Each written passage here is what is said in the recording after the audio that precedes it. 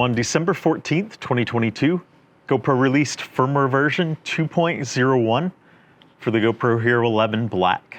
Firmware version 2.01 has a lot of new features as well as bug fixes contained within it. And in today's video, I'm going to explore each aspect of that new firmware update so that you can understand what is contained within it. So the first new feature that GoPro added with this firmware update is a mode called the longest battery video mode. So what this mode does is it simply offers you an easy way to change your video mode and to set it to longest battery. So the goal with that, of course, is to get the longest battery life possible out of one charge of the battery in here. So the performance modes can be changed by swiping down, swiping left, and clicking here on this button on the top left. When you click on it, you're going to see three options. I typically keep mine set to highest quality, but if you want to take advantage of longest battery, just swipe down to the bottom there, and that will be where you set that mode. But it is important to note that you are very limited in what resolution and frame rates you can use. You are limited to 1080p for your resolution. For your frame rate, you can go all the way up to 240 with the 1080, but you are limited to 1080 16:9. This camera can do 5.3K, and I don't recommend using this mode unless you have a really good reason to use this. GoPro also added the new feature of quick capture support for the remote and for Volta. So if you own Volta, you can now use the record button here to power on your GoPro. So if you don't hit the mode button with the power symbol, if you hit the red record button, it's going to power on your GoPro and it's going to start recording with the quick capture mode that you've set up. So it's nice to have that feature available on the remote and Volta now as well.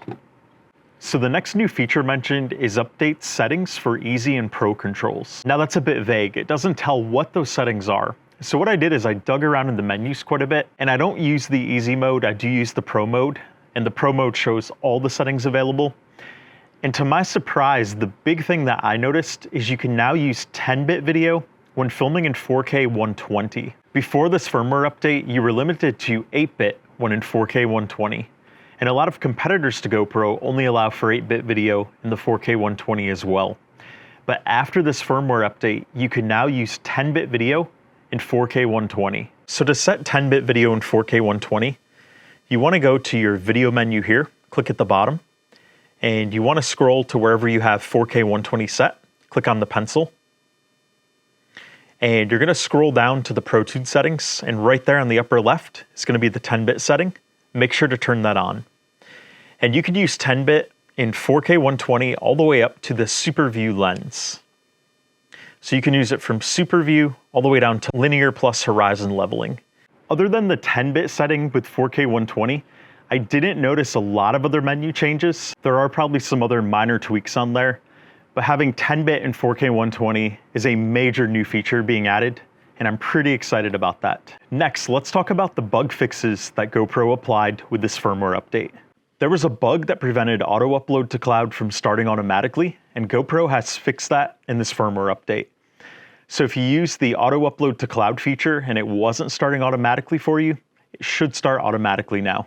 Another fix that GoPro implemented with this firmware update is it fixed the bug that showed the wrong charging indicator when charging. Now I noticed this occasionally when I plugged in my GoPro to charge it. It didn't always show that charging symbol, but the battery percentage would be counting up. So it was a little bit weird not to have the symbol there. It wasn't a big deal in my opinion because it didn't affect the usage of the camera, but I'm glad that GoPro fixed that so that you can actually see the charging symbol, because otherwise you might think something's wrong. You might think your cable is broken or that something's not working with the charging if you don't see that symbol there. Another big fix that GoPro implemented is it fixed a bug where artifacts were showing when in the Star Trails mode. Now I haven't noticed any color artifacts in the Star Trails mode, but if you have noticed those, this should resolve those for you now. So I encourage you to try out Star Trails again and see if that issue is gone for you now. I've been really happy with the Star Trails mode. I think it's one of the coolest modes that GoPro implemented on the Hero 11, and I've not really had any problems with it so far. So this may have been one of those bugs that was affecting some cameras, but not others. And of course, the last one listed here is other general bug fixes. So if you've had some type of bug with the Hero 11 Black, I encourage you to update your firmware and check it out again after updating and see if that bug is gone. And the final category is usability improvements, and there's one item listed under there. And this is the general user interface and performance improvements. So basically what this is this is those under the hood things that GoPro doesn't really go into detail on. Typically when GoPro has included this in their update, it usually means the camera's going to perform a little bit better. And usually things like the touchscreen sensitivity tend to be calibrated a little better after a firmware update that includes that. So I haven't really had any problems with the touchscreen on here. It's been quite responsive. I tap it, it responds, it does what I tell it to. But as far as performance goes, I think as I'm using this more often, I may notice some type of performance improvements. Maybe things will go a little bit quicker when I click on them. But other than that, it's a bit hard to quantify those without knowing exactly what GoPro did, unless you were having an issue before the firmware update. If you were having an issue of some kind with the performance or the touchscreen, and then that issue's gone after you updated, then great. It probably means GoPro included something to fix that. So if you haven't updated to firmware version 2.0 for your Hero 11 Black yet, I encourage you to do so. There's a lot of new features and bug fixes to take advantage of, and 10-bit being available in 4K 120 now is super exciting. That to me is the biggest highlight of this firmware update. It'll be nice to be able to shoot that slow motion footage without needing to shoot it in 8-bit. Until we talk again, happy GoProing.